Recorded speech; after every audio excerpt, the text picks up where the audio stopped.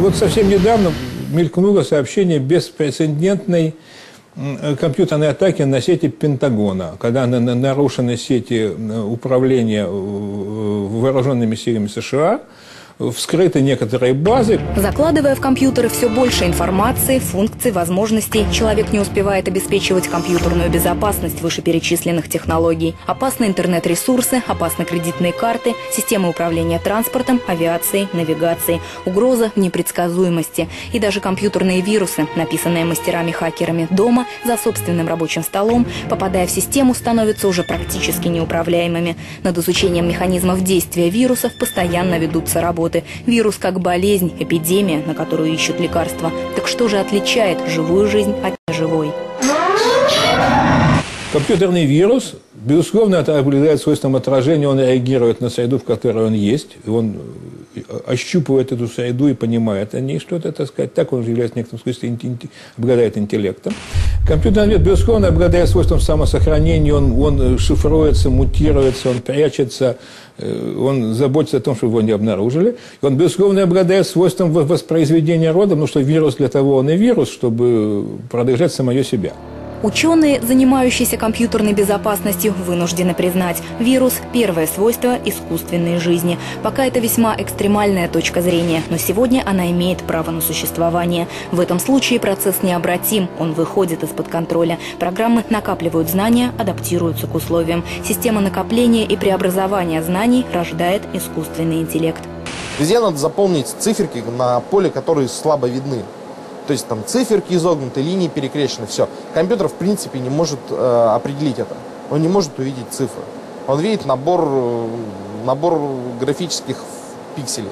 Вот когда компьютер научится определять эти цифры, считается, что тогда он станет сознательным. Регистрация в электронной почте и на интернет-сайтах – лишь часть теста Тьюринга, предложенного 58 лет назад в статье «Вычислительные машины и разум». Своего рода проверка, экзамен для искусственного интеллекта. Является ли компьютер разумным в человеческом смысле слова? Задача компьютерной программы – ввести оппонента в заблуждение, заставив сделать неверный выбор. Если это действительно возможно, человек выбирает небезопасную игру с компьютером.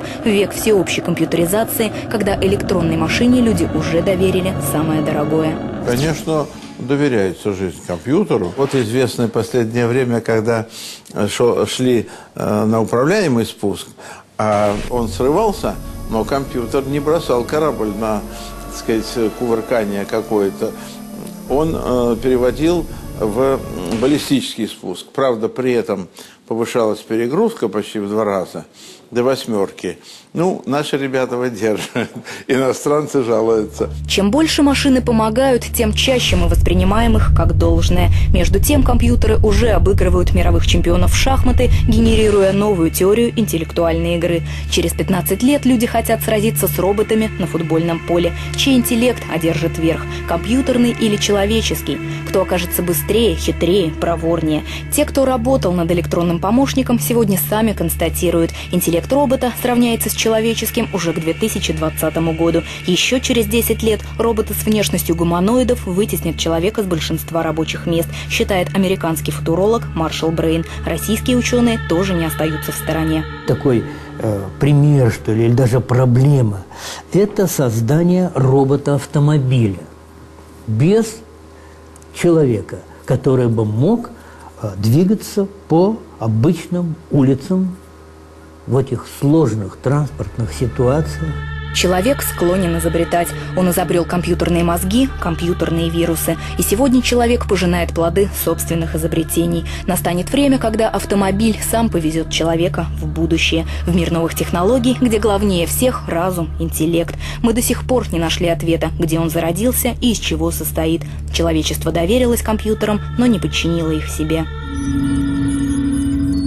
Много существует явлений, которых нельзя объяснить. Наверное, в том числе и это. То, что иногда он живет самостоятельной жизнью. Споры о нашествии роботов-компьютеров, безусловно, будут продолжаться. Кто победит в этом противостоянии, не вычислит ни одна электронная машина. Программирование на пользу, а не во вред, словно заповедь современным мастерам. Цена ошибки слишком велика, скорости необычайно высоки. Еще немного, и организм уже не сможет распознать, в реальной или искусственной среде он находится. Героем компьютерной игры окажется сам человек. Вот только какая судьба ждет персонажей? Как воспримет порожденная система своих создателей? Как партнеров или как врагов, все еще пытающихся доминировать.